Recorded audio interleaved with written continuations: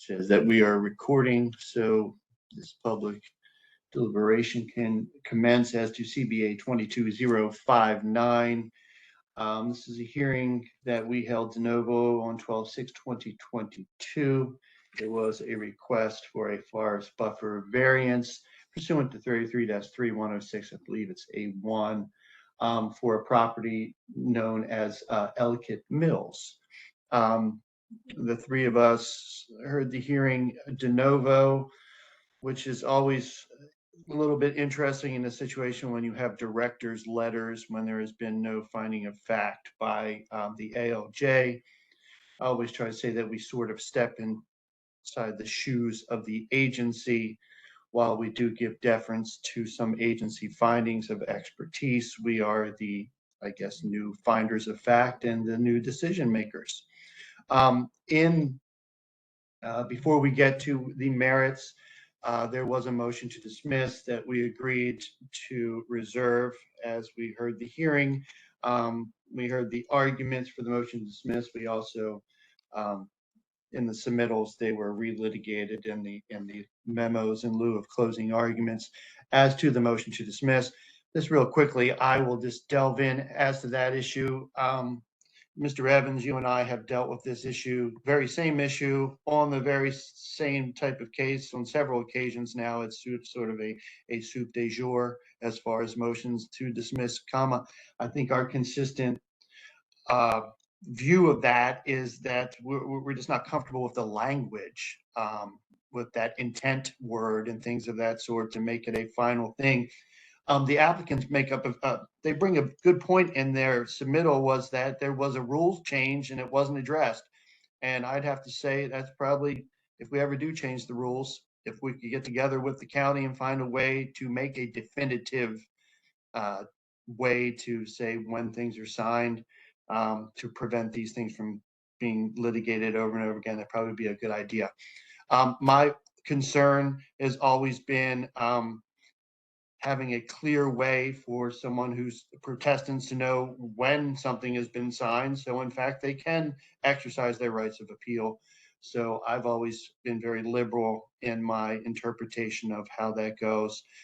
So basically, I'm not going to belabor the point based on the same things I've said in a million other cases, and I believe Mr. McCann cited some of those cases because this isn't our first rodeo as it comes to this issue. I'm going to vote to deny the motion and move on with the merits. Mr. Evans? Yeah, I concur. I mean, the only thing different about this case, and actually this supports denial of the motion, is the peculiar question of notice. I mean, this wasn't posted until May sometime. I mean, there was no way to know that the director's letter had even been issued, even assuming that the director's letter is a final decision, which I don't believe it is based on the language of the letter. But even if it were, in this case, there was no way of knowing about it. So I would deny the motion. Mr. Pennington? I agree with both of you. I mean, I read through everything, and I also read through the old Board of Appeals cases dealing with the same subject. I agree with both of you that the letter itself, it's very misleading because, as you both said, it says it is our intent to approve this variance. I mean, is that final? I don't think so. I agree. I think they need to change the language of that letter. And to the point that was made, that there is no requirement as to the online posting dates and things. That is absolutely true. So then again, it's left to us to make an interpretation, and here we are. So I know I have made my concerns on the record, made to county folks as to the language of these documents and also how they're posted. So maybe it will be rectified someday. But I think all three of us unanimously believe we are proceeding to the merits, which brings us to the request for a forest buffer variance under 33-106. Basically looking at the issues that have been brought concerning what constitutes and does not constitute practical difficulty and unreasonable hardship. So here we are with that one. Basically, in review, we heard testimony from Mr. Schaefer. Mr. Schaefer was the only expert witness that we heard from Mr. McCann reserved his arguments to the documents and articulated his displeasure with the county findings in his memorandum. But again, there was no expert to hear from on that issue. Would you gentlemen prefer that I just go on my opinion on this, or do you want to chime in and let me go last, or what do you want to do? Whatever you want to do is fine. All right, so I'm talking. I'll just keep talking. Okay. All right, so this situation somewhat for me was analogous to Mr. Evans and I dealing with the Green Spring matter, sort of. And in that situation, it was, well, it was analogous in two ways. I believe one way was that we didn't have contradictory testimony. We had basically one witness, but then again, we had the issue that we had a structure, I think in that case was a historic building, that in modern standards would have been in the buffer. If you were to add the extra home, then you basically, a strict compliance would be tear down the structure. In this situation, we have another sort of historic structure, much larger, of course. I think the testimony is that it's entirely within the buffer. The testimony brought by Mr. Schaefer was that he saw that it was practical difficulty and that basically there would be nothing done to the property if some relief wasn't given. Mr. McCann was, I think, more erudite in his analysis, saying, well, just because you can't do something does not make practical difficulty. It takes a more nuanced analysis.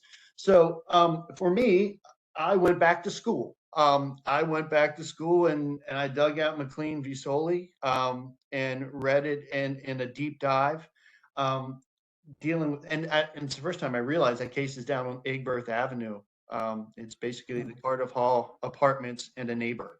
And in that case, it was, I think Mr. Soley wanted a variance because if he went the other way, they'd have to cut down a bunch of trees and stuff. And his argument was, I'm doing good by going this way and saving the trees or whatever. And also, I went through the Anderson case, which was a 1974 case, which was, I believe, what I read, I believe Steny Hoyer is on the brief.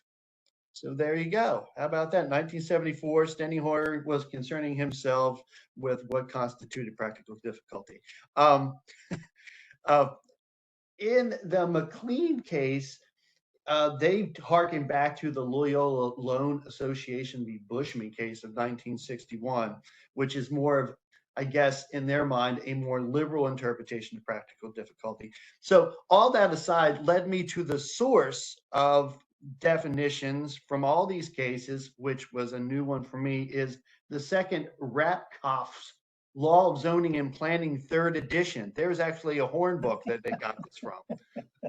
And in fact, it laid out 3 factors that could be considered. And going through those factors, it talked about, unreasonable hardships, restrictions, the things that were burdensome, whether or not a relaxation of things would do justice or injustice, and also whether relief could be granted in the experience of an ordinance and observed with some public safety and welfare secured as well. For me, using those analysis, I was able to come to the point that I found practical difficulty for 2 reasons. One, I thought the third part was there had been some discussions of increased fire access, stormwater management, restrictions of the impervious surface, things of that sort. And also, I believe this situation, in none of these cases did we ever deal with the situation that we have here, is that relatively nothing can be done due to the change in law since this very old structure was made. The testimony that I had was just Mr. Schaefer's. Not to say that there could have been a colorable argument and testimony made by someone else that may have led me to believe otherwise. But I didn't have that. I just had Mr. Schaefer. And looking at the appellate view of, say, McLean, their view was, well, an argument was been made and, it's a close call, but there's an argument. And this one, it's a close call, but an argument has been made by Mr. Schaefer. I can find some legal basis for it in my deep dive into the law. So based on that factor alone, I believe that, you know, basically by a smidge, yes, I find that there is in fact practical difficulty in this deepest definition that I can find of what it is. So that's where I come down on that.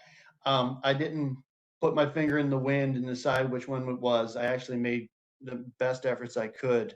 Um, After 16 years on this board, I'm still going back and rereading and trying to figure out what constitutes practical difficulty in different circumstances, which tells me often it is fact-based and project-based. And in this situation, I find that there is practical difficulty. I'll go to you, Mr. Evans. Well, I didn't do as deep a dive as you did. I found Mr. McCann's brief to be very engaging, provocative, actually, and interesting and useful. But I don't want to be coy here. I come down the same place you do on this.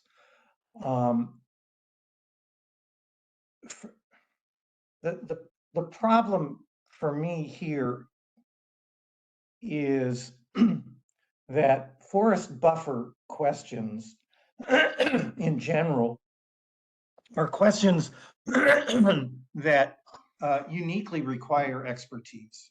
I mean, we're lawyers, but we're not environmental scientists or environmental engineers. We don't really have the expertise to unravel all of the environmental issues associated with the forest buffer. And it was suggested in the applicant's brief that we were required to accept Mr. Schaefer's view since it was uncontested. And I reject that categorically.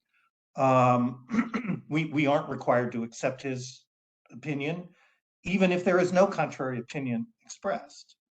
The problem here is that there was no contradictory opinion expressed, and absent some reason to disavow or disregard his, it remains, something that's credible and based on expertise and many years of experience. And unless you believe that the county is utterly uninterested in scientific and environmental integrity, I think we're required to, frankly, to defer to it to some extent, and I do. If there had been contrary testimony, maybe I would come out differently. And as I say, it's not because I don't feel obliged to accept Mr. Schaefer's view, but under these circumstances, I do. And so I come out where you do, Mr. Belt. Also, as to the practical difficulty, I thought that was a very well presented question by Mr. McCann. So that's my view.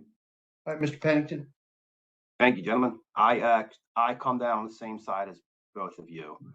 Like you, Mr. Belt, I went back through the McLean Soley case and went through the three factors to determine practical difficulty, undue hardship, and I don't want to repeat the same thing you said, but I believe this case right here, I believe it does satisfy those three requirements, and based on the testimony presented, and I would grant the variance. All right, so just a little nuance, Mr. Evans, in discussing, I believe in the applicant's brief, they quote Elm Street, which deals with development plans, and try to hang our reliance on county agencies with Elm Street.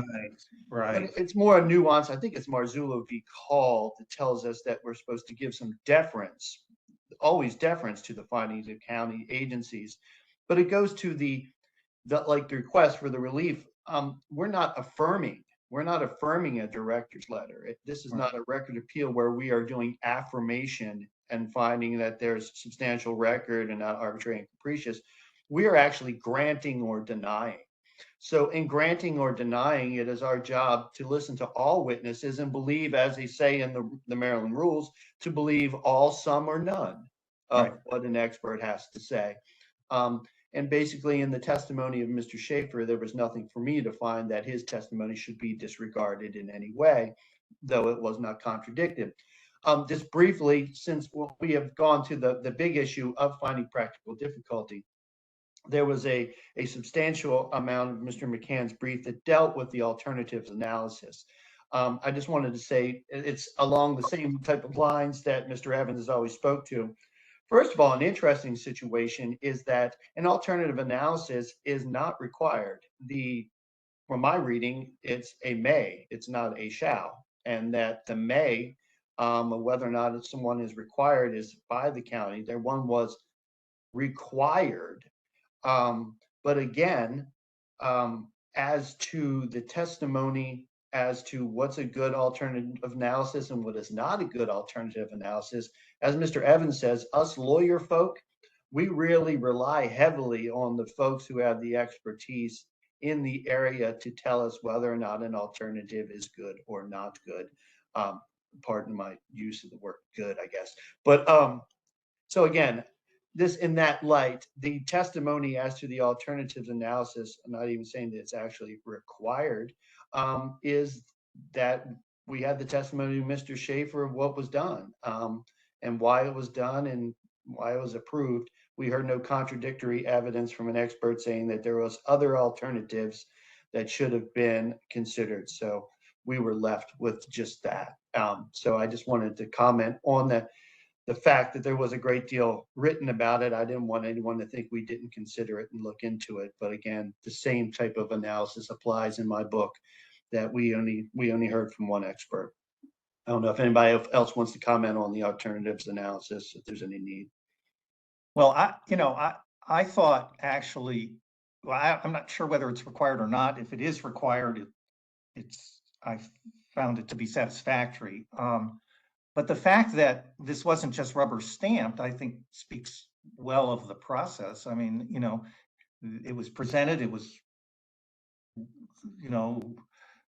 there were problems, more problems, resolution, more problems, resolution. It took time to work this out. So I think that actually speaks well of the process. I mean, Mr. McCann points to some issues that seem to be dangling out there that were unresolved, but there were, I mean, it essentially was resolved, and resolved in a way that probably is the best for the environment. I wanted to say about Elm Street, I thought Elm Street was actually not cited properly. Elm Street was a development plan, and there's a statutory basis in a development plan case where if there's no contrary evidence, then you're obliged to accept the applicant's stuff. And that's not the case in forest buffer matters. And so that's why I don't think we were obliged to accept Mr. Schaefer. I do agree. Although I do. Final loose end was, I believe, Mr. McCann, he brought during his hearing, and he pointed to at the end of his submittal, was that he believes that there is an unresolved setback variance in the wind there. Though whether that is or not true, is my thought that it's just not before us here. I guess that will be resolved by someone someday. But I'm concerned with 33-3106, and that's what I have attempted to adjudicate here today. Good. All right, so we are all in agreement as to the granting of the forest buffer variance. Mr. Pennington, you have 3 deliberations today, so I figure your duties are going to be quite heavy. And Mr. Evans, you're on the way to a well-deserved sabbatical, so I will volunteer to be the pen for this matter, and wish you all a lovely day. Thank you. Thank you very much, both of you. All right. Thanks, gentlemen. Okay.